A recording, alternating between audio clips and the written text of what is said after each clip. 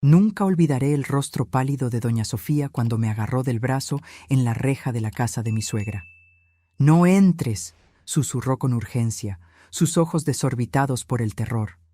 Su cuerpo entero temblaba mientras miraba nerviosamente por encima del hombro hacia la casa de ventanas cerradas.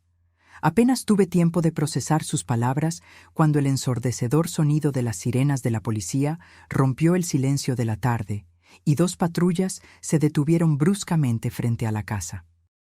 Lo que descubrí en las horas siguientes destruiría por completo todo lo que creía saber sobre el hombre que había dormido a mi lado durante 7 años, el padre de mi hijo de 5 años, quien dormía en el asiento trasero del auto después de nuestro viaje sorpresa para visitar a la abuela enferma.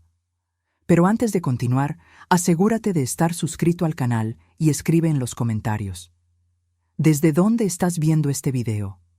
Nos encanta saber hasta dónde están llegando nuestras historias. Todo comenzó hace 4 días. Estaba preparando la cena cuando Ricardo llegó a casa, pálido, hablando por teléfono.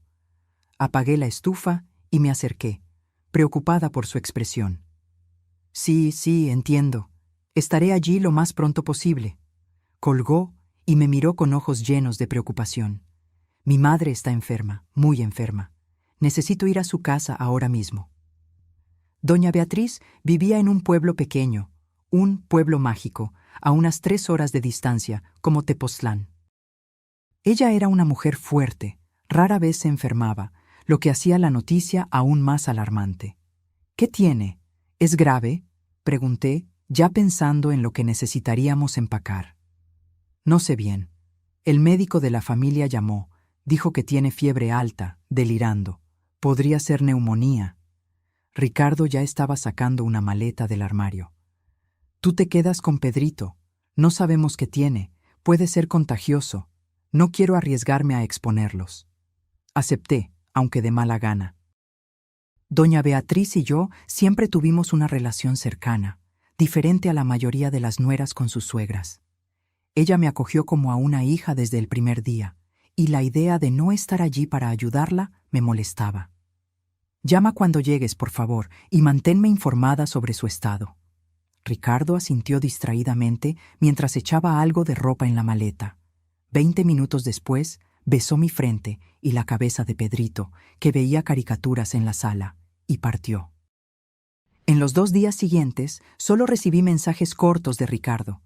«¿Llegué bien? Estamos en el doctor. Ella está descansando ahora. Situación bajo control». El tercer día, sin embargo, el silencio. Mis llamadas caían directo al buzón de voz. Mis mensajes quedaban sin respuesta. Una ansiedad creciente comenzó a apoderarse de mí. Intenté convencerme de que Ricardo probablemente estaba ocupado cuidando a su madre, tal vez en un hospital con mala señal de celular. Pero algo en el fondo de mi mente seguía incomodándome. 7 años de matrimonio me habían enseñado a reconocer cuando algo no estaba bien. En la mañana del 4.º día, tomé una decisión. Pedrito y yo haríamos una visita sorpresa. Quizás doña Beatriz estaba mejor y nuestra presencia la animaría. Si estaba peor, Ricardo necesitaría apoyo y yo podría ayudar a cuidarla. «Pedrito, ¿qué tal si vamos a visitar a la abuela? Le damos una sorpresa a ella y a papá», sugerí durante el desayuno. Los ojos de Pedrito brillaron. «¿Vamos a ver a la abuela? ¿Puedo llevarle el dibujo que hice para ella?». «Claro que sí, mi amor. Le encantará». En pocas horas, empaqué una pequeña maleta con ropa para 2 o 3 días, las medicinas de Pedrito, algunos juguetes y chucherías para el viaje. Antes de salir, dudé por un momento e intenté llamar a Ricardo una vez más. Buzón de voz de nuevo. Le envié un mensaje diciendo que lo extrañábamos y que estábamos preocupados, sin mencionar nuestro viaje. Realmente quería darle una sorpresa. El viaje fue tranquilo. Pedrito durmió la mayor parte del tiempo, y yo me perdí en mis pensamientos, oscilando entre la preocupación por doña Beatriz y una sensación extraña que no podía nombrar. Ricardo había estado distante en las últimas semanas, más reservado, trabajando hasta tarde. En su momento, lo atribuí al estrés del trabajo. Era gerente financiero en una empresa de inversiones y frecuentemente hablaba sobre la presión de manejar el dinero de los clientes. Pero ahora, conduciendo por la carretera con solo el sonido bajo del radio y la respiración suave de Pedrito en el asiento trasero, comencé a repasar pequeños detalles, momentos que parecían insignificantes de forma aislada, pero que juntos formaban un patrón perturbador. Llamadas que contestaba en el patio, lejos de mis oídos. Un nuevo candado en el cajón de su escritorio en casa. Viajes de trabajo más frecuentes. Pequeñas mentiras sobre dónde había estado o con quién. Sacudí la cabeza, tratando de alejar esos pensamientos. Estaba siendo paranoica. Ricardo era un buen esposo, un padre amoroso. Si estaba escondiendo algo, probablemente era alguna sorpresa para mí o una preocupación laboral que no quería compartir para no inquietarme. Cuando finalmente llegamos al tranquilo pueblo donde vivía doña Beatriz, el sol comenzaba a ponerse. Navegué fácilmente por las calles familiares hasta la casa amarilla de ventanas azules donde mi suegra había vivido desde que se jubiló como maestra. Inmediatamente noté algo extraño. Todas las ventanas estaban cerradas, con las cortinas corridas, algo inusual para doña Beatriz, a quien le encantaba la luz natural y el aire fresco. El auto de Ricardo estaba estacionado enfrente, lo que me trajo algo de alivio. Al menos, él estaba allí, como había dicho. Estacioné detrás de su auto y apagué el motor. ¿Llegamos, Pedrito?, preguntó mi hijo, frotándose los ojos somnolientos. Sí, amor. Llegamos a casa de la abuela. Pero puede que esté dormida, así que tenemos que estar muy calladitos, ¿de acuerdo? Pedrito asintió, desabrochándose el cinturón de seguridad. Salimos del auto, y mientras sacaba nuestra maleta de la cajuela, observé la casa más atentamente. Estaba extrañamente silenciosa. Ningún movimiento, ninguna luz visible por las rendijas de las cortinas. Si doña Beatriz estaba enferma y Ricardo la cuidaba, ¿no debería haber alguna señal de actividad? «¡Ven, mami!». Pedrito ya corría hacia la reja, ansioso por ver a su abuela. Cerré la cajuela y seguí a mi hijo. Estábamos casi llegando a la reja cuando noté un movimiento al otro lado de la calle. Una mujer salió apresuradamente de una de las casas vecinas, haciéndome señas frenéticamente. «Ana, Ana, espera», llamó en voz baja, urgente. La reconocí como doña Sofía, vecina de toda la vida de mi suegra, una señora amable que siempre nos ofrecía pan de naranja cuando la visitábamos. Ahora, sin embargo, su rostro estaba pálido, casi gris, y su cuerpo entero temblaba visiblemente mientras cruzaba la calle hacia nosotras. «Pedrito, espera aquí un momento. Mami necesita hablar con doña Sofía». Mi hijo se detuvo, intrigado por la expresión seria en mi rostro. Doña Sofía llegó hasta mí jadeando, como si hubiera corrido kilómetros en lugar de solo cruzar la calle. «No entres», susurró, agarrando mi brazo con una fuerza sorprendente para una mujer de su edad. Sus ojos estaban desorbitados, asustados. Algo muy malo está pasando en esa casa. «¿Cómo dice doña Sofía? Doña Beatriz está enferma, mi esposo la está cuidando». «No, no, no», sacudió la cabeza frenéticamente. «Beatriz no está aquí. Viajó a visitar a su hermana en Guadalajara. Salió hace 5 días». Mi corazón se aceleró. ¿Guadalajara? No, debe haber un error. Ricardo me dijo que está enferma, con fiebre alta, quizás neumonía. «Ana», doña Sofía apretó mi brazo con más fuerza. «Te lo digo, Beatriz no está en esa casa, y algo muy extraño está sucediendo. Tu marido llegó anteayer, con otra mujer». Fue como si el mundo se hubiera detenido por un instante. ¿Otra mujer? ¿Ricardo? La información simplemente no tenía sentido, no encajaba con la realidad que yo conocía. «Debe ser alguna enfermera», sugerí débilmente. «O una doctora, quizás». Doña Sofía negó con la cabeza. No era una profesional de la salud, Ana.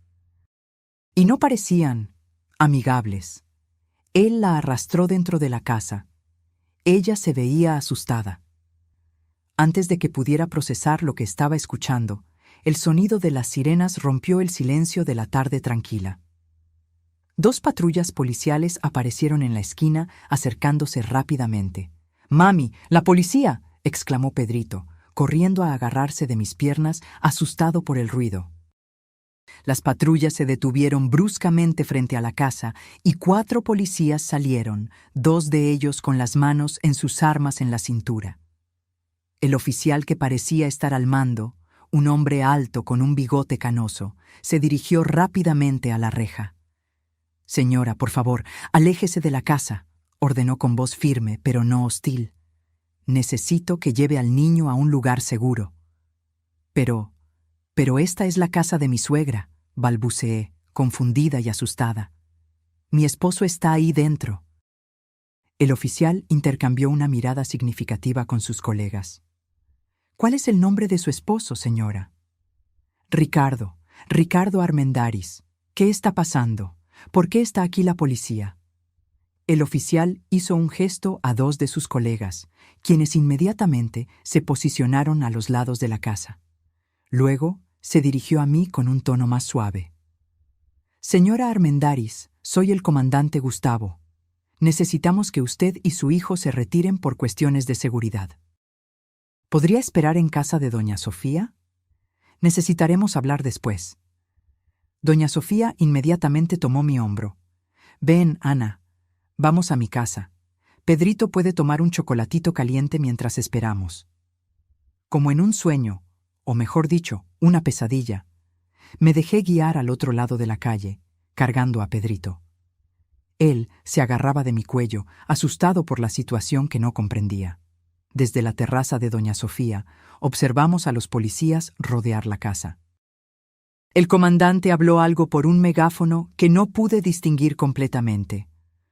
Hubo un momento de silencio tenso, y luego, con un movimiento rápido y coordinado, 2 policías forzaron la puerta principal. El sonido de la madera astillándose resonó en la calle silenciosa, haciendo que Pedrito apretara aún más su abrazo en mi cuello.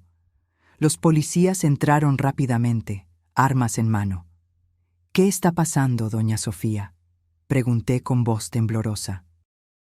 La señora suspiró pesadamente, guiándome al interior de su casa.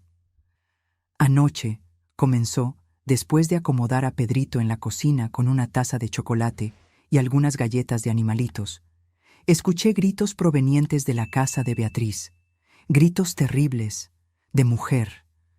Ella se estremeció visiblemente. Luego, vidrios rompiéndose, y después, silencio. Sentí que la sangre se me helaba. «¿Y usted no llamó a la policía ayer?» «Tuve miedo», admitió, avergonzada. «Vivimos en un pueblo pequeño, Ana. No estamos acostumbrados a la violencia. Pensé que tal vez era solo una pelea, pero luego, muy temprano esta mañana, vi a tu esposo cargando algo hacia la cajuela de su auto. Algo grande, pesado. Parecía una maleta muy grande». Mi mente se negaba a procesar lo que estaba insinuando. «Ricardo, mi Ricardo, el hombre que amablemente espantaba las arañas del baño por mí porque sabía que les tenía miedo, el hombre que le cantaba nanas a Pedrito incluso cuando estaba agotado por el trabajo. No, era imposible». «Salió conduciendo», continuó doña Sofía, «y regresó 1 hora después, sin la maleta. Fue entonces cuando decidí llamar a la policía. Les conté todo lo que vi. Me pidieron que me quedara en casa y les avisara si lo veía de nuevo». Me senté pesadamente en el sillón de doña Sofía, sintiendo como si el mundo a mi alrededor se estuviera desmoronando. Nada tenía sentido. ¿Por qué Ricardo mentiría sobre su madre? ¿Quién era la mujer que doña Sofía había visto? Y lo más inquietante de todo, ¿qué había en esa maleta pesada? Mis pensamientos fueron interrumpidos por golpes firmes en la puerta. Doña Sofía fue a abrir, y un momento después, el comandante Gustavo entró en la sala. Su rostro estaba serio, pero había algo en sus ojos, compasión, tal vez, que hizo que mi estómago se hundiera aún más. «Señora Armendáriz», comenzó, sentándose en el sillón frente a mí. «Necesitamos hablar. Es sobre su esposo». El comandante Gustavo se quitó su sombrero y lo colocó sobre la mesa de centro, un gesto que parecía anticuado, pero que traía consigo cierta solemnidad. Sus ojos, cansados pero amables, se encontraron con los míos. Señor Armendáriz, lo que le voy a decir es difícil, pero necesito que mantenga la calma, especialmente por su hijo. Asentí mecánicamente, mi cuerpo entumecido por la ansiedad. Su esposo no está en la casa, comenzó. La casa está vacía. ¿Vacía? Repetí confundida. Pero su auto está afuera. Sí, el auto está allí, pero la casa fue completamente registrada. No hay nadie dentro. Intenté procesar esa información. Si Ricardo no estaba allí, ¿dónde podría estar? ¿Y por qué dejaría el auto? Comandante, no entiendo. Mi esposo me dijo que su madre estaba enferma, que él vino a cuidarla. Pero doña Sofía dice que mi suegra está en Guadalajara. Sí, lo confirmamos, dijo el comandante.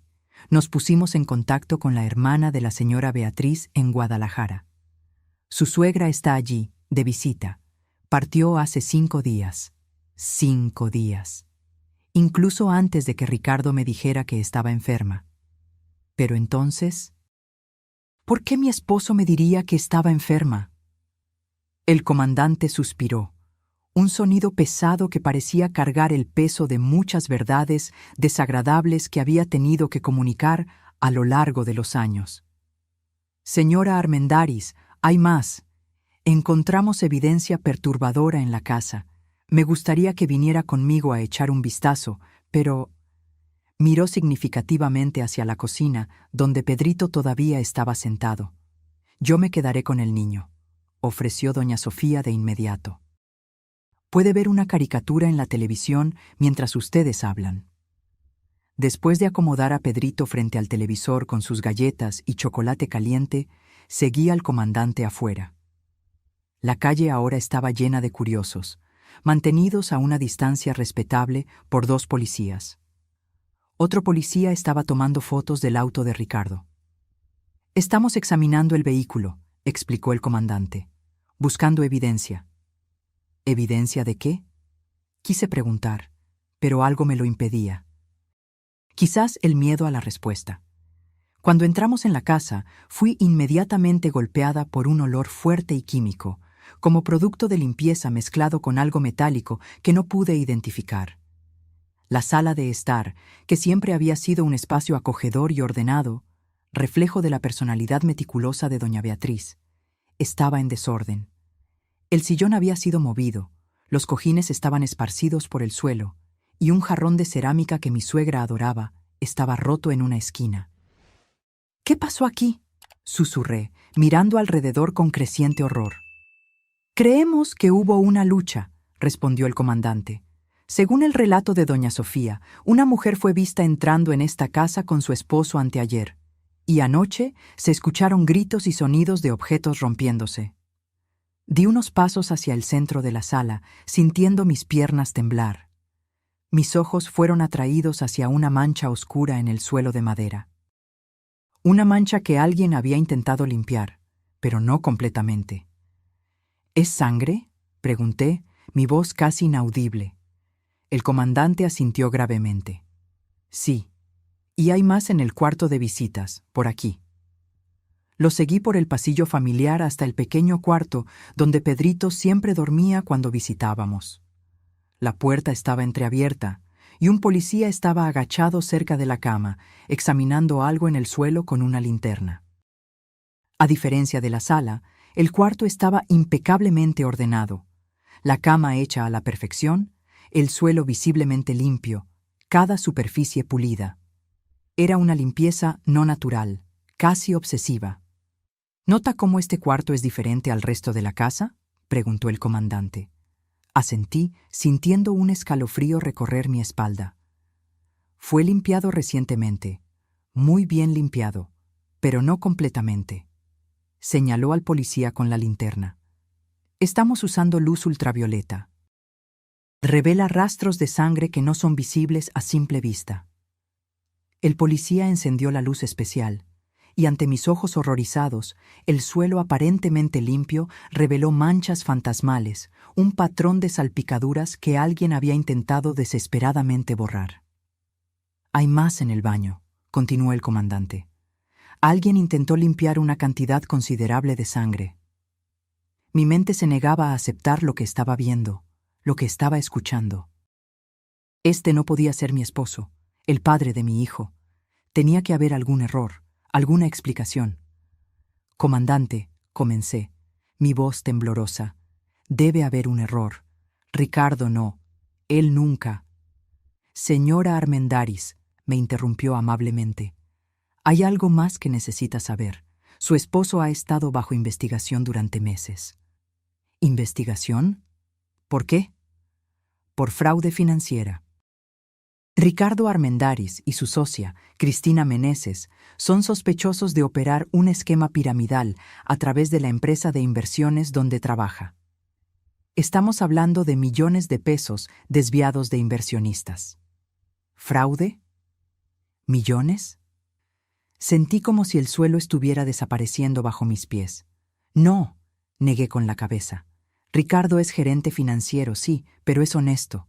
Siempre lo ha sido. Vivimos modestamente, no tenemos lujos. Los fondos desviados no fueron a gastos personales ostentosos, explicó el comandante. Fueron transferidos a cuentas en el extranjero, offshore. Sospechamos que su esposo y la señora Meneses estaban planeando huir del país con el dinero. La señora Meneses, la mujer que doña Sofía vio. Recordé lo que había dicho, que la mujer parecía asustada, que Ricardo la arrastró dentro de la casa. ¿Y esa mujer? Pregunté hesitantemente. ¿Es la persona cuya sangre está en el suelo? El comandante intercambió miradas con el policía que seguía examinando el cuarto. Es lo que sospechamos, sí. La cantidad de sangre es consistente con una herida grave, posiblemente fatal. Fatal. La palabra resonó en mi cabeza como un disparo. ¿Y usted cree que Ricardo...? No pude terminar la frase. Era demasiado absurdo, demasiado terrible. Señora Armendáriz. El comandante puso una mano suave en mi hombro. Hay algo más que debe saber. Encontramos un diario debajo de la cama. Aparentemente pertenece a Cristina Meneses. La última entrada es de ayer. En ella escribe sobre haber descubierto que su esposo planeaba traicionarla, quedarse con todo el dinero. Ella lo confrontó y él se puso violento. Violento, una palabra que nunca asocié con Ricardo. En 7 años de matrimonio, nunca lo vi perder el control. Nunca lo vi levantar la voz, mucho menos la mano. ¿Cómo podía ser este el mismo hombre? Me tambaleé hasta el borde de la cama y me senté, incapaz de mantenerme en pie por más tiempo. Mi cabeza daba vueltas con la cantidad de información, cada una más devastadora que la anterior. ¿Y la maleta? Pregunté casi involuntariamente, recordando el relato de doña Sofía. El comandante dudó, como si sopesara cuánto debía contarme. La estamos buscando. Su esposo fue visto saliendo con la maleta esta mañana, conduciendo fuera del pueblo. Regresó sin ella 1 hora después. Tenemos equipos rastreando la región, especialmente áreas aisladas como cerros o presas. Un escalofrío recorrió mi cuerpo al entender la implicación. Estaban buscando un cuerpo, el cuerpo de Cristina Meneses. En ese momento, el policía que estaba en el cuarto se levantó abruptamente. «Comandante, encontramos algo». Estaba sosteniendo un pequeño objeto brillante con unas pinzas.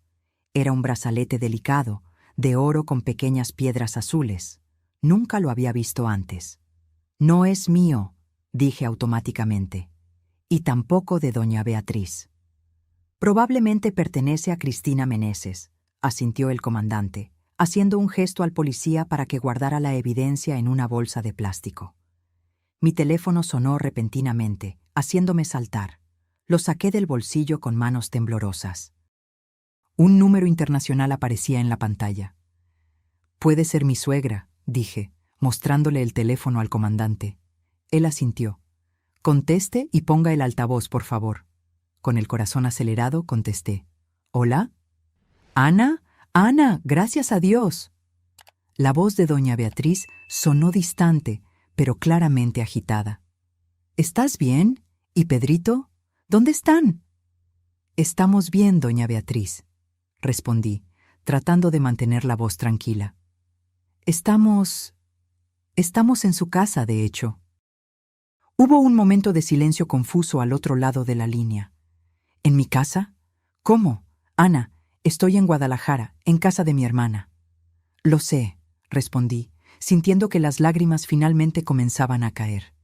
Acabo de descubrirlo. Ricardo me dijo que estaba enferma, que él vino a cuidarla.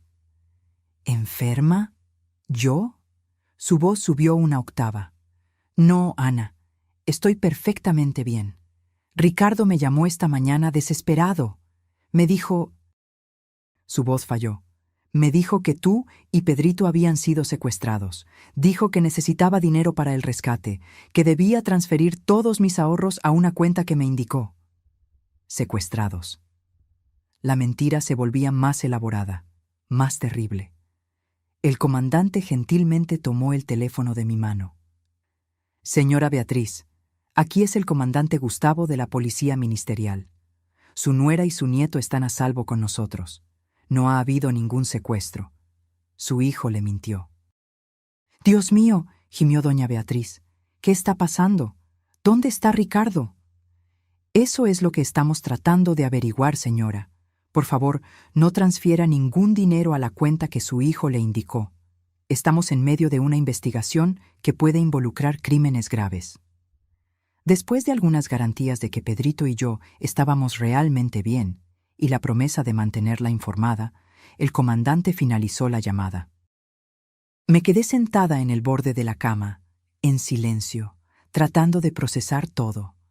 Mi esposo, el hombre que amaba, el padre de mi hijo, era un criminal, un defraudador y posiblemente un asesino.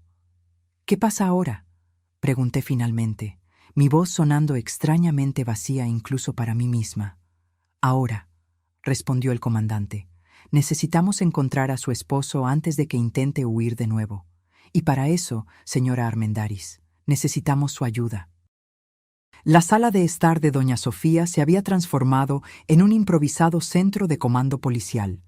Mapas fueron esparcidos sobre la mesa de centro, radios transmitían mensajes codificados y policías entraban y salían constantemente, siempre con expresiones serias.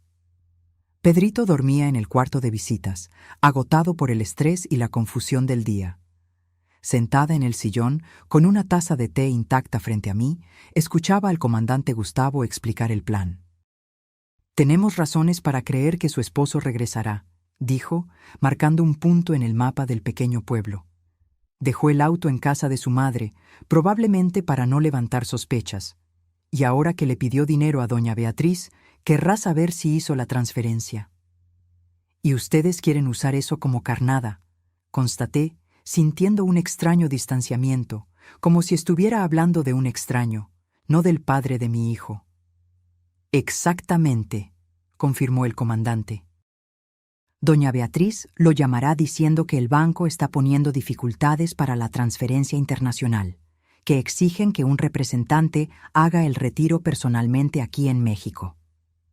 ¿Y creen que él se lo creerá? Las personas desesperadas creen lo que quieren creer, respondió el comandante.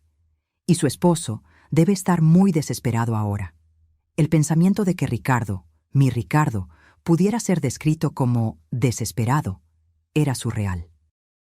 En nuestra vida juntos, él siempre había sido la definición de calma y estabilidad. Cuando Pedrito nació prematuramente y pasó 2 semanas en terapia intensiva neonatal, fue Ricardo quien mantuvo la compostura, quien me consoló cuando me desmoronaba. ¿Cómo podía ser este el mismo hombre que ahora huía de la policía, posiblemente con sangre en sus manos? ¿Y dónde se montaría esa trampa?, pregunté, forzándome a volver al presente, a enfocarme en el plan. El comandante señaló otro punto en el mapa, fuera de los límites del pueblo. Aquí, la antigua fábrica de mezcal abandonada, es lo suficientemente aislada para que se sienta seguro, pero también nos da espacio para posicionar equipos alrededor sin ser detectados.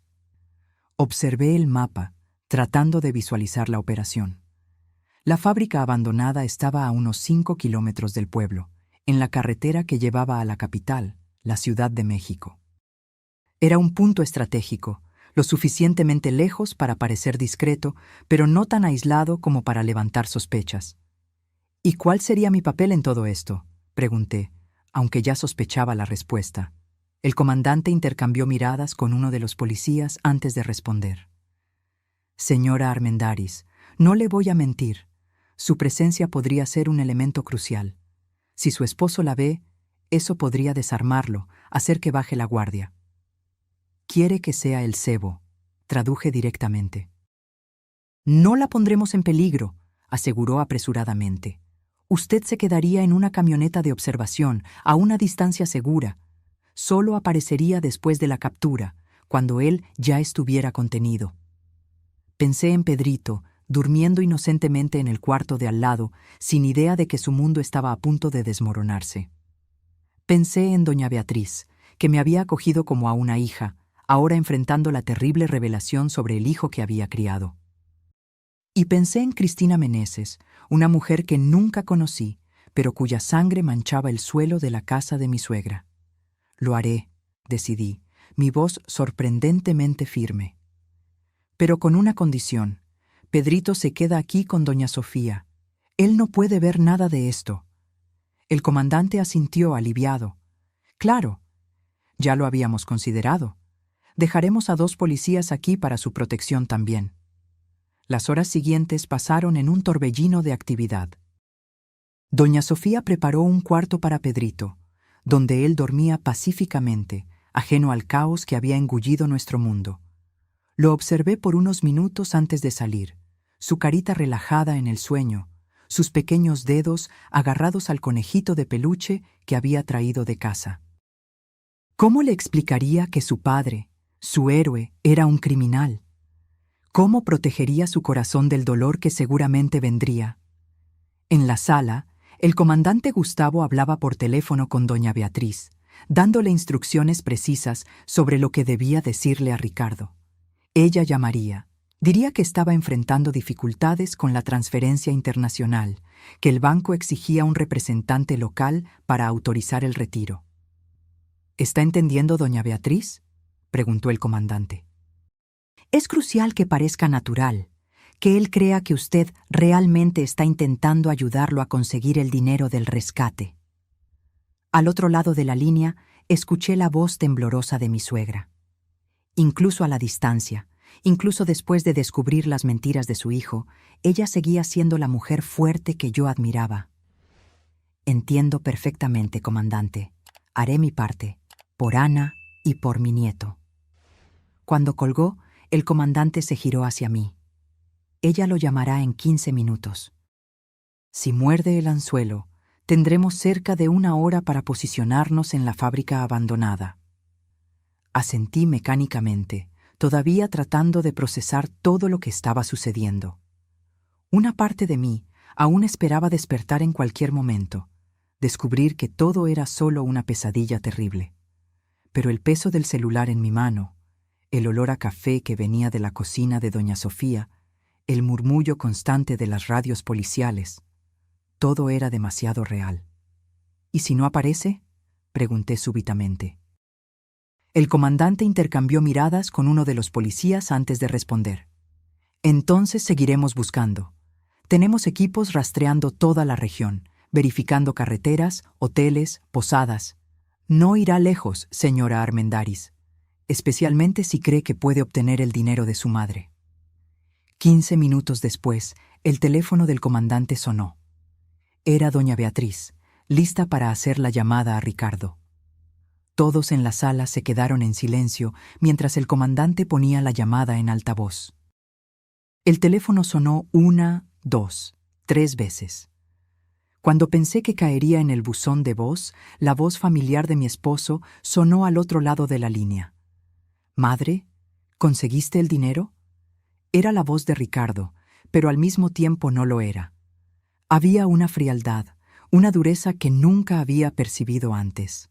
O tal vez siempre estuvo allí, y yo simplemente no quise verla. «Ricardo, hijo», la voz de doña Beatriz temblaba genuinamente. No necesitaba fingir la desesperación. «Estoy tratando, Estoy haciendo todo lo que puedo. Fui al banco aquí en Guadalajara, pero me dijeron que una transferencia de ese valor a una cuenta desconocida levantaría sospechas, que necesitarían autorización especial. No tenemos tiempo para burocracia, madre, interrumpió Ricardo, su voz tensa. Ellos dieron un plazo. Si no entrego el dinero... Lo sé, hijo, lo sé. Por eso el gerente del banco sugirió otra solución.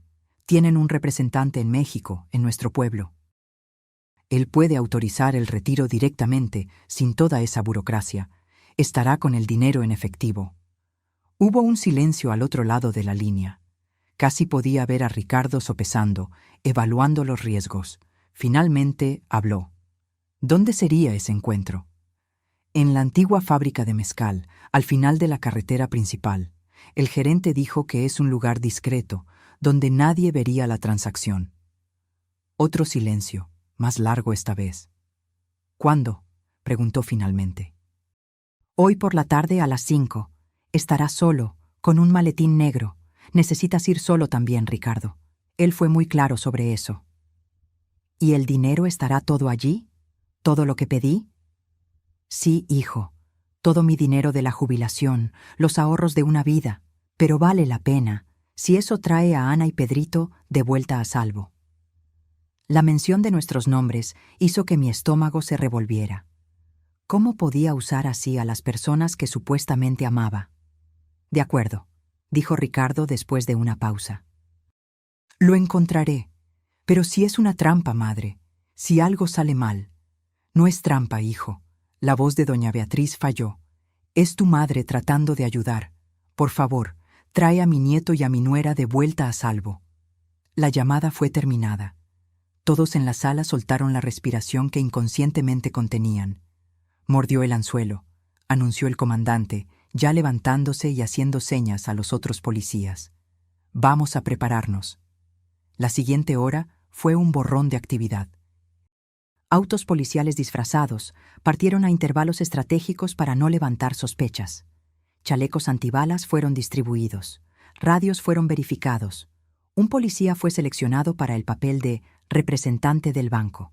Un hombre de mediana edad con apariencia confiable que estaría posicionado en el centro de la fábrica abandonada, junto a un maletín negro, lleno de papel recortado en forma de dinero, con algunos billetes reales en la parte superior. Antes de salir, fui al cuarto donde Pedrito dormía y besé su frente. «Mamá vuelve pronto», susurré. «Te amo más que a nada». Doña Sofía estaba en la puerta del cuarto observando.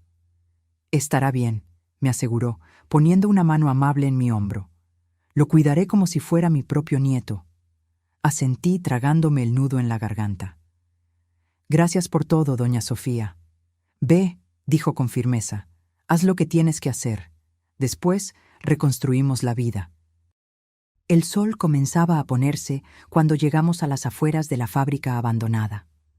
El cielo estaba pintado en tonos de naranja y púrpura, una belleza que contrastaba cruelmente con la oscuridad de la situación. La antigua fábrica de mezcal, cerrada hace más de una década, se erigía como un fantasma industrial contra el horizonte. Paredes de concreto descoloridas, ventanas rotas, una reja oxidada colgando de bisagras que parecían a punto de ceder. Fui posicionada en una camioneta de observación, estacionada a unos 200 metros de la fábrica, escondida por una hilera de nopales y árboles. Dentro de la camioneta, monitores mostraban imágenes de cámaras estratégicamente posicionadas alrededor y dentro de la fábrica. El policía disfrazado de representante del banco ya estaba en posición, en el centro de lo que un día fue el vestíbulo principal de la fábrica, un maletín negro a su lado. «Vendrá pronto», murmuró el comandante Gustavo, sentado a mi lado en la camioneta. «Manténgase tranquila, señora Armendáriz. Todo saldrá bien». Quería creerle. Quería creer que después de este día terrible podría comenzar a reconstruir algún tipo de vida para Pedrito y para mí. Pero ¿cómo reconstruir sobre ruinas tan profundas? «Movimiento», anunció uno de los policías en la camioneta, señalando a uno de los monitores. Mi corazón se disparó cuando vi una figura solitaria acercándose cautelosamente por la entrada lateral de la fábrica.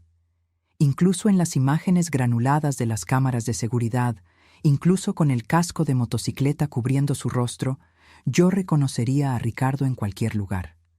El hombre que amé, el hombre que traicionó no solo a mí, sino a sí mismo, a todo lo que yo creía que él era. Se movió como un depredador, cauteloso, calculador. Se detuvo a una distancia segura del policía disfrazado, observando. Su mano derecha estaba escondida dentro de la chaqueta. «Está armado», murmuró el comandante, llevando el radio a sus labios. «Equipos en posición, sospechoso armado». El policía disfrazado hizo un gesto hacia el maletín, intentando atraer a Ricardo más cerca. «¿Eres del banco?», preguntó Ricardo, su voz amortiguada por el casco. «Sí, señor», respondió el policía con calma. «Tengo el dinero aquí», como acordó con su madre. Ricardo dio un paso al frente, luego se detuvo, todavía desconfiado. «Muéstrame el dinero primero». El policía se agachó y comenzó a abrir el maletín. Fue entonces cuando el comandante dio la señal. «Ahora», ordenó por el radio. En segundos, luces potentes se encendieron de todos lados, inundando la fábrica abandonada. Policías surgieron de sus escondites, armas apuntadas. «¡Policía! ¡Alto! ¡Manos a la cabeza!». Los gritos resonaron por las paredes de concreto. Ricardo se congeló por un instante. Luego, con un movimiento rápido, sacó un arma de dentro de la chaqueta y disparó al aire. «¡Aléjense!», gritó, retrocediendo hacia la salida. «No», susurré, horrorizada al ver a mi esposo, el padre de mi hijo, transformado en ese extraño desesperado y peligroso. Ricardo intentó correr, pero ya estaba rodeado. Uno de los policías disparó, acertando el neumático de la motocicleta que estaba estacionada en la entrada. El sonido del disparo resonó por la fábrica abandonada, seguido por el estallido del neumático. Desestabilizado, Ricardo tropezó y cayó pesadamente al suelo. El arma se le escapó de la mano, deslizándose por el concreto sucio. En segundos, 3 policías lo inmovilizaron, forzando sus brazos hacia atrás y esposándolo. «Ricardo Armendáriz, usted está arrestado por fraude, sospecha de intento de homicidio, extorsión y posesión ilegal de arma», anunció uno de los policías, mientras retiraba el casco de la cabeza de Ricardo. Por primera vez en días, vi el rostro del hombre que había compartido mi cama, mi vida. Ya no había máscara de amabilidad, de estabilidad. Sus ojos estaban salvajes, furiosos, su mandíbula tensa en una expresión que nunca había visto antes. «Lo llevaremos a la comisaría», dijo el comandante Gustavo, levantándose y haciendo una señal al conductor de la camioneta. «¿Usted quiere verlo ahora o prefiere esperar hasta que estemos en la comisaría?». Dudé solo un momento. «Ahora», decidí. «Necesito mirarlo a los ojos. Necesito entender. Si es que hay algo que entender». El comandante asintió. «Vamos, entonces». Cuando la camioneta se detuvo a pocos metros de donde Ricardo estaba siendo levantado del suelo por los policías, sentí una ola de emociones contradictorias. Rabia, tristeza, confusión, incluso un doloroso resquicio de amor. Este hombre había sido mi mundo durante 7 años, el padre dedicado de mi hijo, o eso creía yo. Salí de la camioneta lentamente, mis piernas temblorosas. Ricardo, ahora de pie, flanqueado por policías que sujetaban firmemente sus brazos, giró la cabeza hacia el sonido de la puerta abriéndose. Cuando me vio, sus ojos se abrieron de shock. «¿Ana?», dijo, su voz una mezcla de incredulidad y confusión. ¿Qué estás haciendo aquí?». Me acerqué cautelosamente, deteniéndome a unos metros de distancia. Observé su rostro, buscando cualquier rastro del hombre que pensé conocer. No encontré nada. «Hola, Ricardo», dije, mi voz sorprendentemente firme. «Sorpresa, ¿no? Pedrito y yo vinimos a visitar a tu madre enferma». La comprensión reemplazó lentamente la confusión en su rostro. Sus ojos se entrecerraron, calculadores. «Ana querida, esto es un malentendido», intentó, su voz súbitamente suave. persuasiva, la misma voz que usaba para convencer a Pedrito de comer verduras, para calmarme después de un día difícil. Puedo explicarlo todo. Estoy trabajando en una operación secreta, tratando de atrapar criminales dentro de la empresa. Tuve que mentir para protegerte, para proteger a Pedrito. Era una mentira tan transparente, tan desesperada, que casi me río. Casi. Basta de mentiras, Ricardo, dije, manteniendo la voz baja, consciente de los policías a nuestro alrededor. Sé lo de la fraude, sé lo de Cristina Meneses, vi la sangre en el suelo de la casa de tu madre. El cambio en su rostro fue instantáneo y aterrador. La máscara de preocupación se desmoronó, revelando algo frío y calculador debajo. No sabes nada, siseó. Sé lo suficiente. Sé que me mentiste durante años.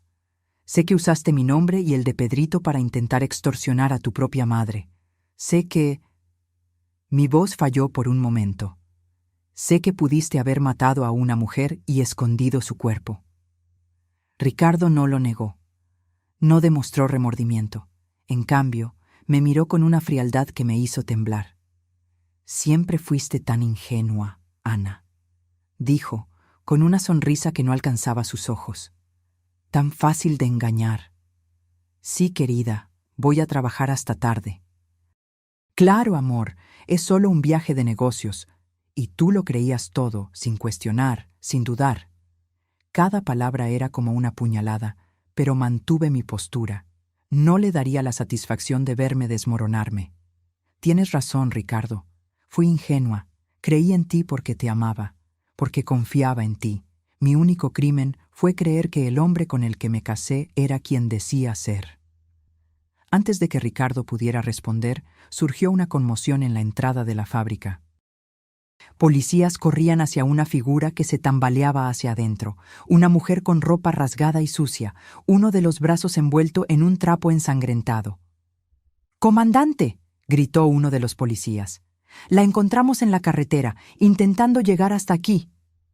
La mujer levantó el rostro, revelando moretones y cortes, pero ojos que ardían con determinación. Era joven, quizás 30 años, con cabello oscuro que un día debió ser elegante, ahora enmarañado y sucio. «Cristina», susurró el comandante a mi lado. Cristina Meneses estaba viva. El efecto sobre Ricardo fue inmediato y violento. Se debatió contra los policías que lo sujetaban, su rostro contorsionado en furia. «¡Tú!», gritó. «¿Cómo es posible? Deberías estar muerta». Los policías lo contuvieron con dificultad, mientras otros corrían para ayudar a Cristina, que parecía a punto de desmayarse. Uno de ellos ofreció agua. Otro llamaba a una ambulancia por el radio. «Fallaste de nuevo, Ricardo», dijo Cristina débilmente, pero con una dureza sorprendente. «Como siempre». El comandante me guió gentilmente de vuelta a la camioneta, alejándome de la escena caótica. «Vamos a la comisaría, señora Armendáriz. Allí podremos entender mejor lo que sucedió». Antes de que la puerta de la camioneta se cerrara, miré una última vez al hombre que había sido mi esposo. Me miraba con una expresión que no pude descifrar, rabia tal vez, o algo más frío y calculador. Este extraño, me di cuenta con un escalofrío, había dormido a mi lado durante 7 años, había sostenido a nuestro hijo recién nacido, había prometido amarme hasta que la muerte nos separara. Y durante todo ese tiempo, nunca lo conocí de verdad. La comisaría era un edificio antiguo en el centro del pequeño pueblo, con paredes desconchadas y muebles gastados que habían visto días mejores. Sentada en una silla incómoda en la oficina del comandante Gustavo, con una taza de café malo enfriándose frente a mí, esperaba que Cristina Meneses fuera traída después de recibir los primeros auxilios de los paramédicos. Ella se negó a ir al hospital hasta hablar con nosotros, explicó el comandante, entrando en la sala después de verificar la situación. Las heridas son graves, pero no parecen ser fatales. Es una mujer fuerte. Asentí silenciosamente, todavía tratando de procesar todo. Cristina Meneses, la mujer que yo automáticamente había odiado horas atrás, la otra mujer en la vida de mi esposo. Ahora sentía solo una extraña conexión con ella, ambas víctimas del mismo hombre, aunque de diferentes maneras. ¿Y Ricardo?, pregunté. Está en la sala de interrogatorio. Pidió un abogado, lo cual es su derecho. Pero con la evidencia que tenemos, más el testimonio de la señora Meneses, no hay mucho margen para la defensa. La puerta se abrió y 2 policías entraron escoltando a Cristina. Se veía mejor que en la fábrica. Su rostro había sido limpiado, revelando moretones en varias etapas de curación, y su brazo estaba ahora adecuadamente vendado. Pero eran sus ojos lo que llamaban la atención, oscuros, intensos, con una determinación que parecía superar el dolor físico. Se sentó frente a mí, al otro lado de la mesa, y por un momento solo nos observamos. 2 mujeres cuyas vidas habían sido destruidas por el mismo hombre. «Soy Ana», dije finalmente, extendiendo la mano por impulso. Ella miró mi mano extendida, dudó por un segundo, luego la estrechó brevemente. «Cristina». Su voz era más fuerte de lo que esperaba, con un ligero acento que no pude identificar. El comandante carraspeó, encendiendo una grabadora sobre la mesa. «Señora Meneses, si se siente lo suficientemente bien, quisiera que nos contara exactamente qué sucedió en la casa de la señora Beatriz Armendáriz». Cristina respiró hondo, mirando rápidamente hacia mí antes de comenzar su historia. «Conocí a Ricardo hace 3 años, en la empresa de inversiones donde trabajaba. Yo era consultora financiera, especializada en atraer nuevos inversionistas». Hizo una pausa, humedeciendo sus labios resecos. Al principio, era solo una relación profesional. Ricardo tenía ideas brillantes, sabía cómo hacer que el dinero rindiera. Yo tenía los contactos, la habilidad de ganarme la confianza de los clientes. ¿Cuándo comenzaron a defraudar a los inversionistas?, preguntó el comandante. Cristina bajó la mirada por un momento.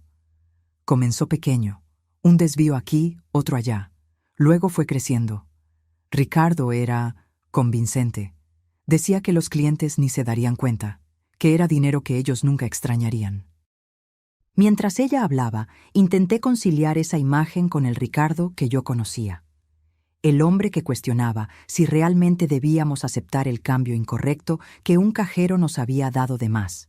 El hombre que donaba regularmente a la campaña de abrigo de la escuela de Pedrito. En el último año, las cosas comenzaron a complicarse, continuó Cristina.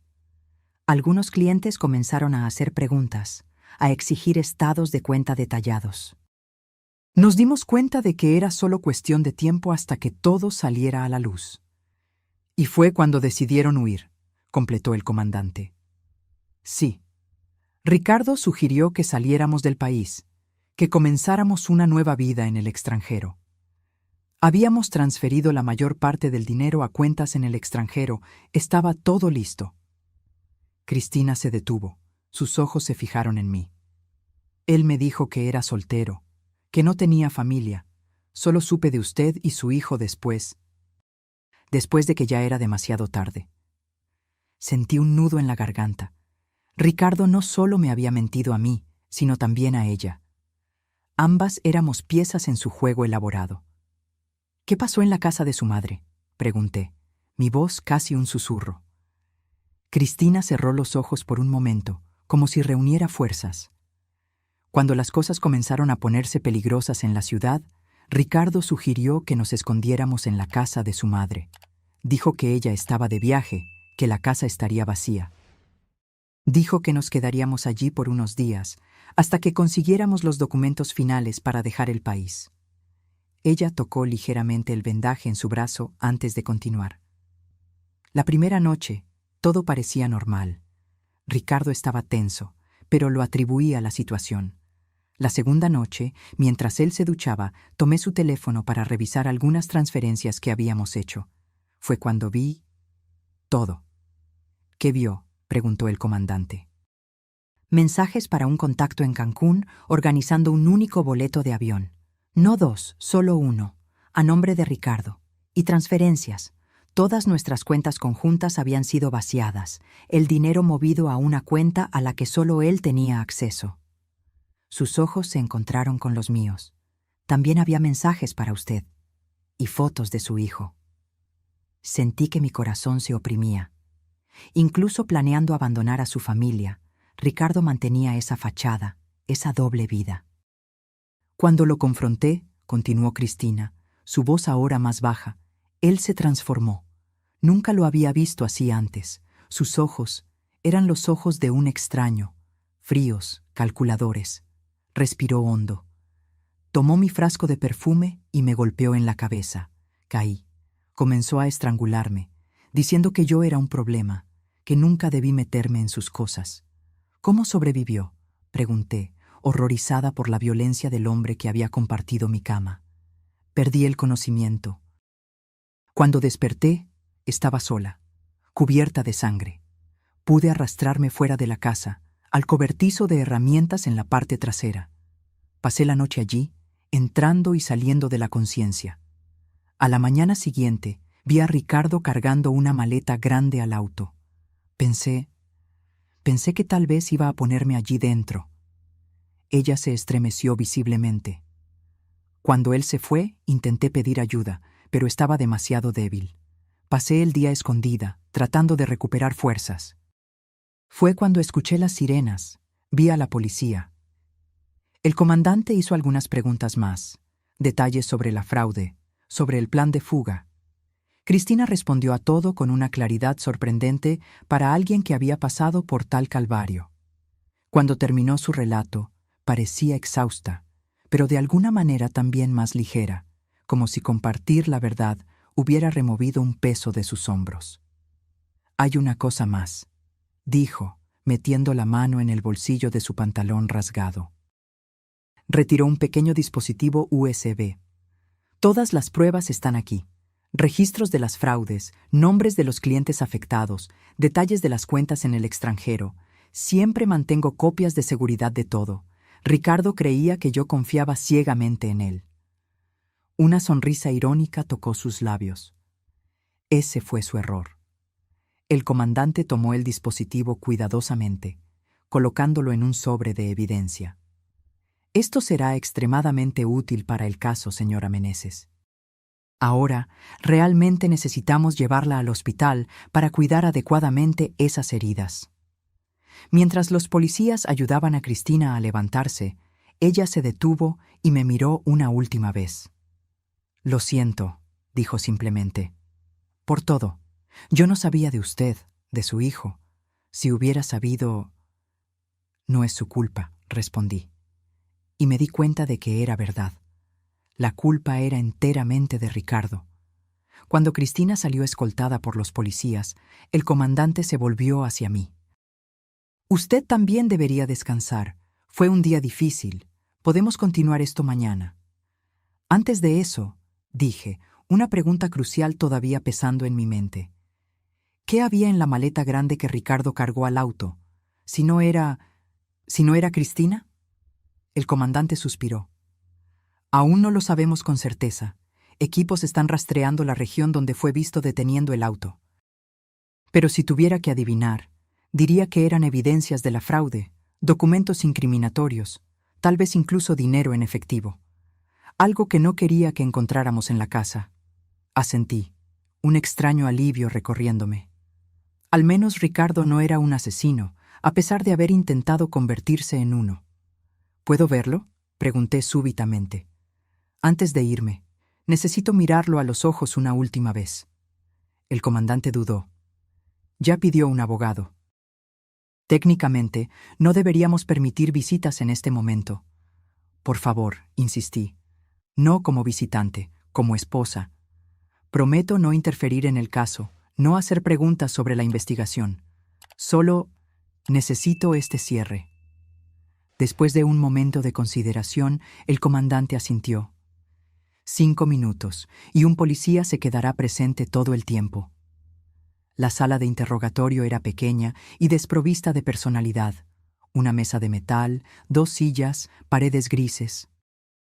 Ricardo estaba sentado de un lado de la mesa, las manos esposadas frente a él. Cuando entré, levantó los ojos, y por un instante fugaz vi un destello de algo en su mirada.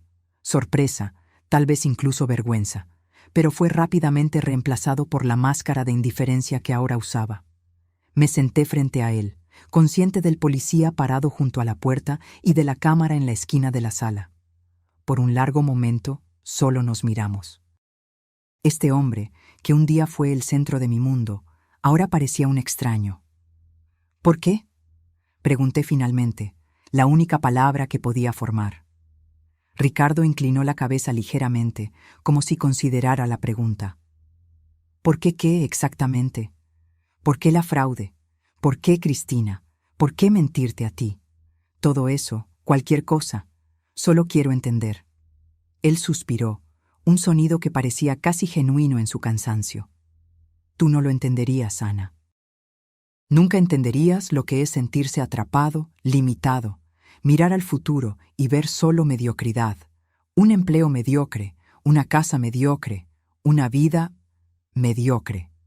Nuestra vida no era mediocre, respondí, sintiendo una punzada de rabia por primera vez. Teníamos un hogar, un hijo, amor. ¿Qué más podrías querer? Una sonrisa fría tocó sus labios. Más, siempre más. Tú nunca fuiste ambiciosa, Ana. Te conformabas con tan poco. Yo quería más de la vida, más dinero, más poder, más libertad. ¿Y estabas dispuesto a destruir todo para conseguir eso? ¿Incluido tu propio hijo? La mención de Pedrito pareció afectarlo de una manera que mis otras palabras no lograron. Por un momento, su máscara cayó, revelando algo que parecía casi arrepentimiento genuino. Pedrito nunca sufrió, dijo, bajando la voz. Yo siempre lo amé, a mi manera. A tu manera, repetí, incrédula. Tu manera incluía usar a tu hijo como pieza en un golpe para extorsionar a tu propia madre. ¿Qué clase de amor es ese, Ricardo? Él no respondió, sus ojos desviándose hacia la mesa entre nosotros. ¿Y nosotros?, pregunté, mi voz más suave ahora. ¿También me amaste, a tu manera? Ricardo levantó la mirada, encontrando la mía. Por un momento creí ver un destello del hombre que había conocido, del hombre que me había hecho reír en nuestra primera cita, que había sostenido mi mano durante el parto, que había bailado conmigo en la cocina en aniversarios de bodas. Sí, dijo finalmente. Pero no fue suficiente. 3 palabras simples que resumían todo. No fue suficiente. Nuestro amor, nuestra familia, nuestra vida juntos, nada de eso fue suficiente para Ricardo, y nunca lo sería. Me levanté lentamente. No había nada más que decir, nada más que preguntar. El Ricardo que conocí, o creí conocer, había desaparecido hace mucho tiempo, si es que alguna vez existió realmente. Adiós, Ricardo, dije simplemente, girándome para salir. Ana, llamó cuando estaba en la puerta. Me detuve, sin girarme. Cuida bien de Pedrito. Casi me río de la ironía, como si necesitara ese recordatorio, como si no hubiera sido siempre yo la que cuidaba de nuestro hijo mientras él vivía su doble vida. Siempre lo hice, respondí, y salí sin mirar atrás. El comandante Gustavo me estaba esperando en el pasillo. ¿Está todo bien?, asentí, sintiendo una extraña calma envolverme. Sí, estoy lista para volver con mi hijo ahora. Cuando regresamos a casa de doña Sofía, ya era noche avanzada. Pedrito todavía dormía, ajeno al huracán que había devastado nuestras vidas. Me senté en el borde de la cama donde él dormía, observando su carita pacífica, sus pestañas largas, su pecho subiendo y bajando en respiraciones tranquilas. ¿Cómo protegería ese pequeño corazón de lo que estaba por venir? Doña Sofía apareció en la puerta, sosteniendo una taza de té humeante. Pensé que lo necesitarías, dijo gentilmente, entregándome la taza. Gracias, murmuré, aceptando el té caliente con gratitud. Por todo. Ella se sentó a mi lado en la cama, mirando a Pedrito con cariño. Es fuerte, como su madre. Va a superar esto. ¿Cómo le explico que su padre nunca más volverá a casa? ¿Que todo lo que conocíamos era una mentira? Doña Sofía suspiró, un sonido cargado de sabiduría adquirida a través de muchos años y muchos dolores. No se lo explicas todo de una vez, no a un niño de 5 años. Le dices lo que él puede entender, lo que necesita saber. Que papá hizo algo malo y necesita estar lejos por un tiempo, que eso no tiene nada que ver con él, que no es su culpa. Y cuando crezca, cuando comience a hacer más preguntas, entonces le cuentas más, conforme él esté listo para escuchar. La verdad es un peso, Ana. No se le pone un peso demasiado grande sobre hombros demasiado pequeños. Ella tocó mi mano suavemente. Pero eso es para mañana. Hoy tú descansas. Recuperas tus fuerzas. Asentí, sintiendo que el cansancio finalmente me dominaba. Terminé el té y me acosté al lado de Pedrito, abrazándolo cuidadosamente para no despertarlo. Su calor, su olor familiar, eran como un bálsamo para mi alma destrozada. No creí que lograría dormir, pero el agotamiento físico y emocional pronto me venció, llevándome a un sueño profundo y sin sueños. A la mañana siguiente, desperté con Pedrito picoteando mi rostro. «Mami, mami, despierta. ¿Dónde está la abuela? Vinimos a ver a la abuela. ¿Recuerdas?» La realidad llegó en una ola dolorosa. Por un momento, casi deseé que todo fuera solo una pesadilla terrible de la cual acababa de despertar. Pero el cuarto desconocido, la ausencia de Ricardo, la expresión preocupada de doña Sofía en la puerta, todo confirmaba que la pesadilla era real. «Pedrito, mi amor», comencé, sentándome y jalándolo a mi regazo. «La abuela no está aquí. Está de viaje, visitando a la tía Margarita en Guadalajara. ¿La recuerdas?» Pedrito hizo una mueca. «Pero papá dijo que estaba enferma. Por eso él vino a cuidarla». Respiré hondo. Comenzaría ahora, entonces. Las pequeñas verdades que reemplazarían a las grandes mentiras. A veces los adultos cometen errores, Pedrito. Papá se confundió. La abuela está bien, está de viaje. Pero ahora necesitamos volver a casa. ¿Y papá? ¿Lo vamos a esperar? Intercambié miradas con doña Sofía, quien asintió alentadoramente. Papá no va a volver con nosotros ahora, querido. Él necesita resolver algunas cosas. Va a estar lejos por un tiempo. La carita de Pedrito se contorsionó en confusión y tristeza. ¿Por qué? ¿Está enojado conmigo? No, mi amor, no. Lo abracé fuerte, sintiendo lágrimas arder en mis ojos. Esto no tiene nada que ver contigo. Papá te ama mucho. Pero él hizo algunas cosas mal, y ahora necesita arreglar eso. Como cuando rompes un juguete y necesitas arreglarlo, ¿entiendes? Pedrito asintió lentamente, aunque yo sabía que no comprendía completamente. ¿Cómo podría? Ni yo misma lograba entender totalmente cómo el hombre que amaba se había transformado en un criminal, en un extraño. Después de un desayuno sencillo, preparado por doña Sofía, empacamos nuestras pocas cosas. El comandante Gustavo apareció para llevarnos de vuelta a casa, ya que mi auto tendría que quedarse para la investigación. «Podemos pasar por la comisaría antes», sugirió discretamente, mientras Pedrito estaba distraído despidiéndose del gato de doña Sofía. «Hay algunos documentos que necesitan ser firmados y necesitamos discutir los próximos pasos». En la comisaría, mientras Pedrito coloreaba dibujos en la sala de espera bajo la supervisión de una policía amable, fui informada sobre lo que esperar en los próximos días y semanas. Su esposo será formalmente acusado de fraude financiera, intento de homicidio, extorsión y posesión ilegal de arma, explicó el comandante. Con la evidencia que tenemos, más el testimonio de Cristina Meneses y el dispositivo USB con los registros de la fraude, el caso es bastante sólido. Él probablemente enfrentará una sentencia larga. Asentí mecánicamente, firmando los documentos que me eran presentados. ¿Y las víctimas de la fraude?, pregunté. ¿Habrá alguna forma de recuperar su dinero? Estamos trabajando en eso. Parte del dinero puede ser recuperado de las cuentas en el extranjero, pero llevará tiempo. Y desafortunadamente, es probable que no todo sea recuperado. Una nueva ola de vergüenza me golpeó. Incluso no habiendo participado conscientemente en la fraude, Yo era la esposa de Ricardo. A los ojos de muchos, yo sería cómplice, o al menos negligente. Usted no debe culparse, dijo el comandante, como si leyera mis pensamientos. Toda la evidencia indica que usted no tenía conocimiento de las actividades criminales de su esposo. Usted también es una víctima en esta historia. Salimos de la comisaría con el corazón pesado, pero con un plan.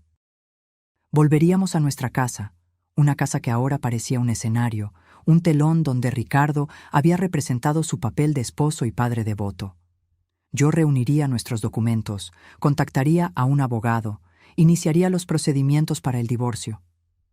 Luego, probablemente tendríamos que mudarnos. Empezar de nuevo en otro lugar, lejos de las miradas de lástima, de los susurros, de las preguntas inevitables. Durante el viaje de vuelta, Pedrito se durmió en el asiento trasero de la patrulla policial. Observé el paisaje pasar por la ventana, campos y pueblos pequeños que parecían pertenecer a otro mundo. Una realidad paralela donde familias normales vivían vidas normales, sin secretos devastadores, sin traiciones impensables. ¿Tiene familia que pueda ayudarla?, preguntó el comandante mientras conducía. Mis padres viven en el sur, a casi 1000 kilómetros, en Oaxaca. Tengo una hermana en la Ciudad de México. Voy a contactarlos, contarles lo que sucedió. La idea de hacer esas llamadas, de pronunciar en voz alta las verdades terribles que había descubierto, hacía que mi estómago se revolviera. ¿Y la madre de Ricardo, doña Beatriz?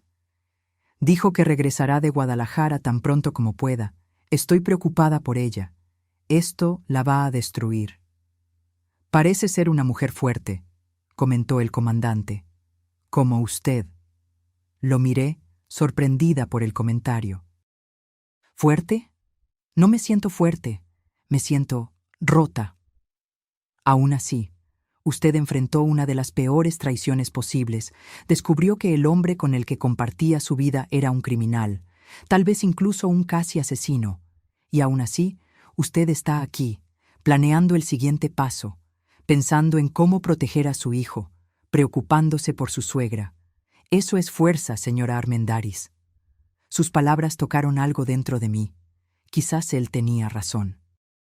Quizás sobrevivir a esto, seguir respirando, seguir funcionando, era una forma de fuerza. No la fuerza exuberante y confiada que siempre imaginé, sino una fuerza silenciosa, nacida de la necesidad y del amor por mi hijo. Cuando finalmente llegamos a nuestra casa, mi casa ahora, ya era noche. Las luces estaban apagadas, la casa silenciosa y fría. Pedrito, todavía soñoliento, se agarró a mi cuello mientras lo cargaba hacia adentro. Gracias por todo, comandante, dije, deteniéndome en la puerta. Me mantendré en contacto, respondió.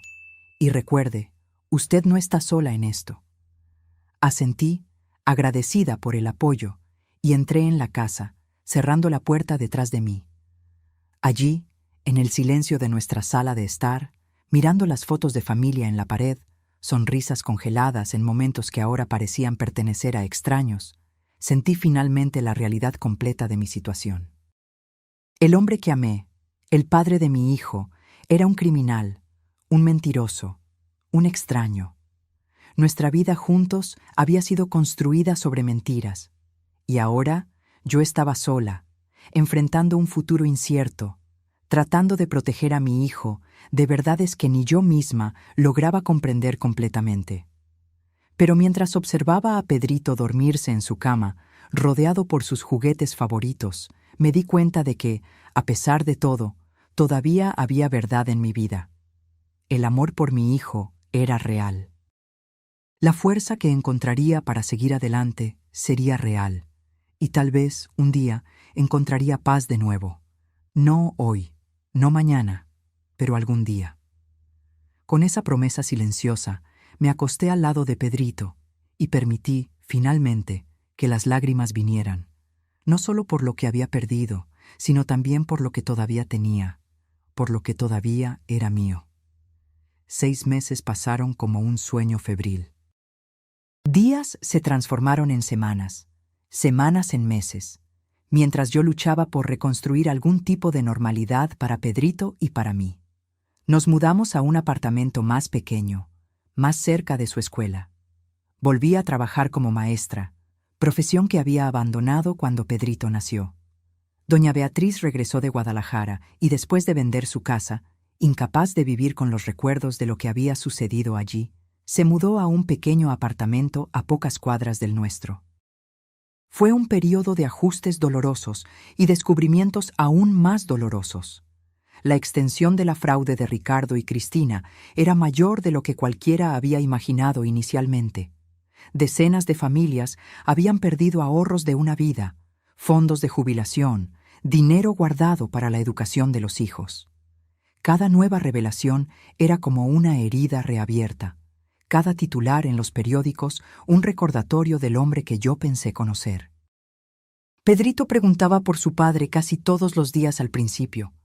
¿Cuándo vuelve papá? ¿Por qué no podemos visitarlo? ¿Ya no nos quiere? Cada pregunta era una daga en mi corazón.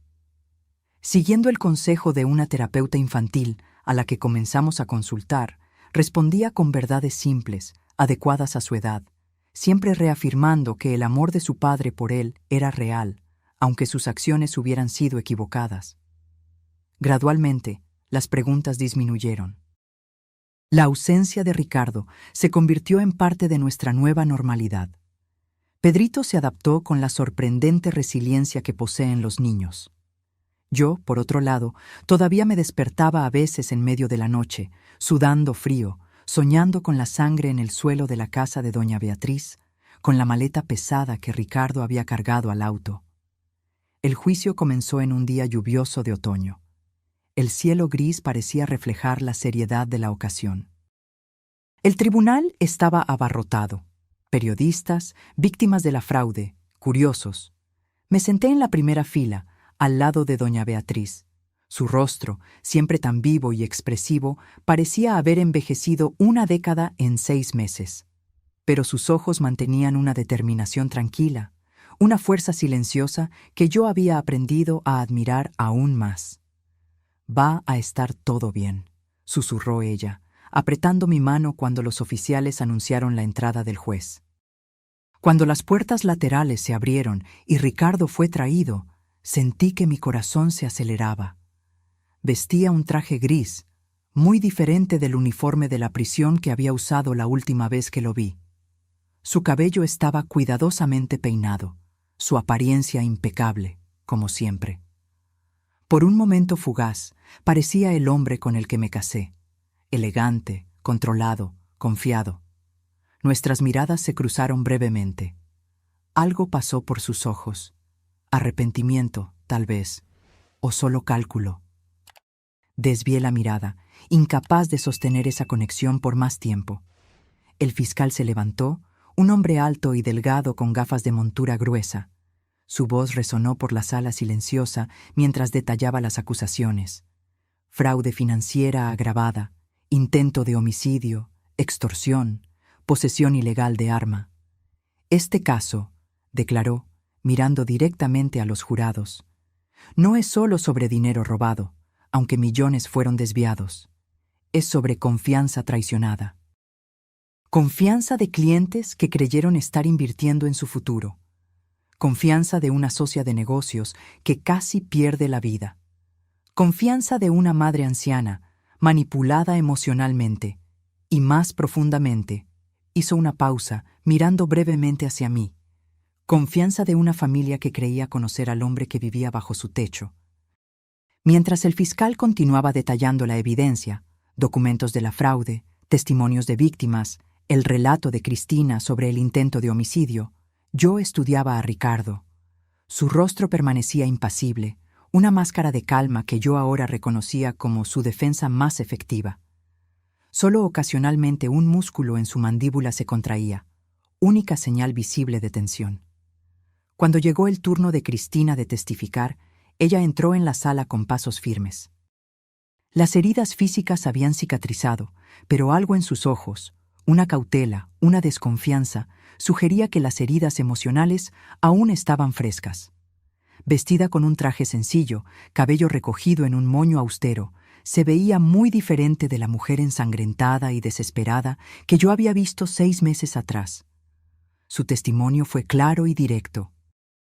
Describió cómo conoció a Ricardo, cómo él la trajo al esquema de fraude con promesas de riqueza rápida, cómo gradualmente se dio cuenta de la extensión de sus mentiras. Y luego, en detalles gráficos, relató la noche en que él intentó matarla. Cambió en un instante, dijo, su voz sorprendentemente firme. En un momento estábamos discutiendo sobre el dinero, sobre los boletos, sobre sus planes de abandonarme. Al segundo siguiente, sus ojos se transformaron. Tomó mi frasco de perfume del tocador y me golpeó en la cabeza. Tocó ligeramente su sien, donde una fina cicatriz aún era visible. Cuando caí, comenzó a estrangularme. Dijo que yo era un problema, que sabía demasiado, que hablaba demasiado, que nadie me extrañaría. El abogado defensor, un hombre de mediana edad con una expresión perpetuamente escéptica, hizo lo posible por desacreditar el testimonio de Cristina. Sugirió que ella era tan culpable como Ricardo en la fraude, que estaba tratando de obtener una sentencia más leve echándole toda la culpa a él. Insinuó que la pelea había sido mutua, que ella había atacado a Ricardo primero. Pero Cristina permaneció inquebrantable. Sí, participé en la fraude. Nunca lo negué. Estoy preparada para enfrentar las consecuencias legales de mis acciones. Pero no ataqué a Ricardo. Y no inventé el intento de homicidio. Los registros médicos, las fotos de mis heridas, la sangre encontrada en la casa, todo eso confirma mi versión. Ricardo Armendáriz intentó matarme porque yo descubrí que planeaba traicionarme, quedarse con todo el dinero y abandonarme. Cuando llegó mi turno de testificar, sentí un extraño distanciamiento, como si estuviera hablando de la vida de otra persona. Respondí a las preguntas del fiscal con claridad, relatando el día en que llegué a casa de doña Beatriz, la advertencia de doña Sofía, el descubrimiento de la sangre, la revelación sobre la fraude. El abogado defensor fue más agresivo conmigo de lo que había sido con Cristina.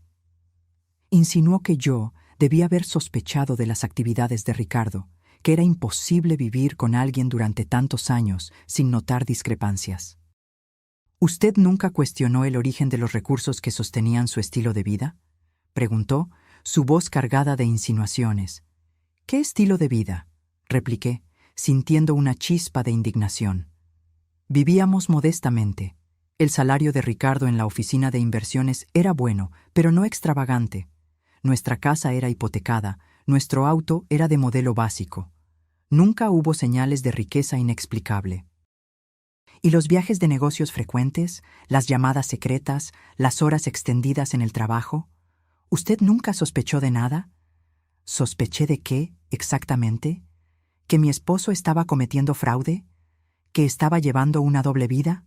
No, nunca sospeché de eso, confié en él. Miré directamente a Ricardo mientras pronunciaba las últimas palabras. Ese fue mi único error.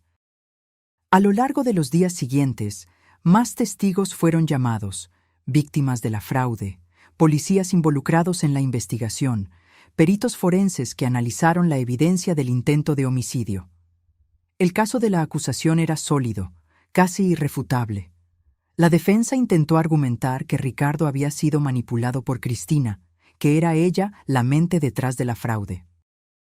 Intentó minimizar la gravedad de la agresión, sugiriendo que Ricardo había actuado en el calor del momento, sin intención real de matar.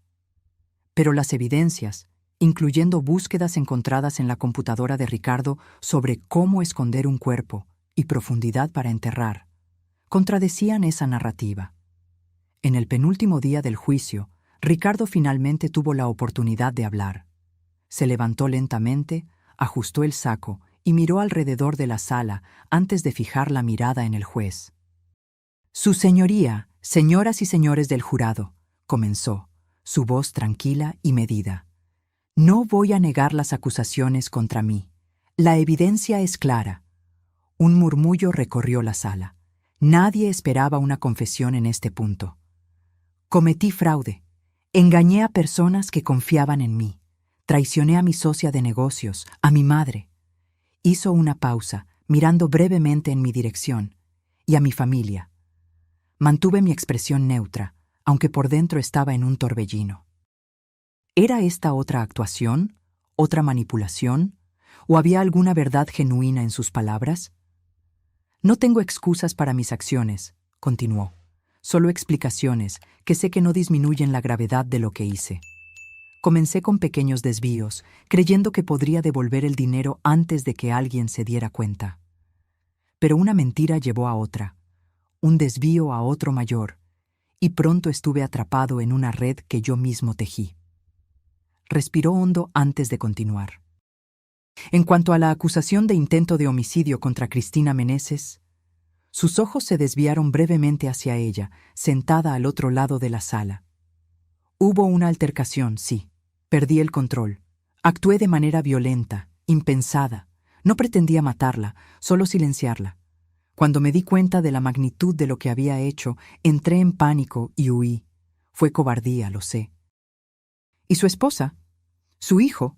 Preguntó el juez, una intervención inusual, pero que pareció vocalizar la pregunta que todos en la sala se hacían.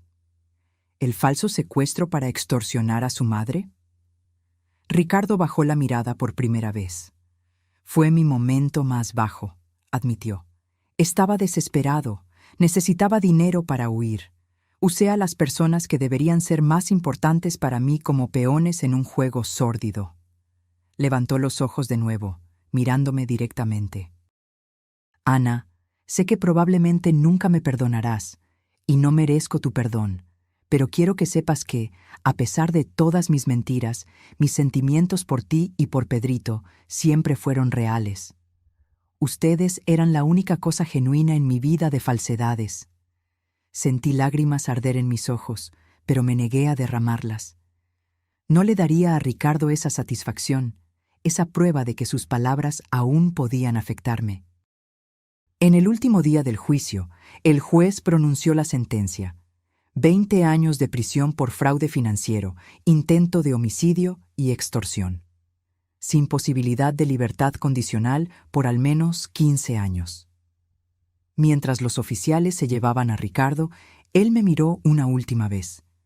Ya no había falsedad en esa mirada, solo una tristeza resignada y algo que parecía casi ¿alivio? Como si finalmente el peso de las mentiras hubiera sido removido de sus hombros.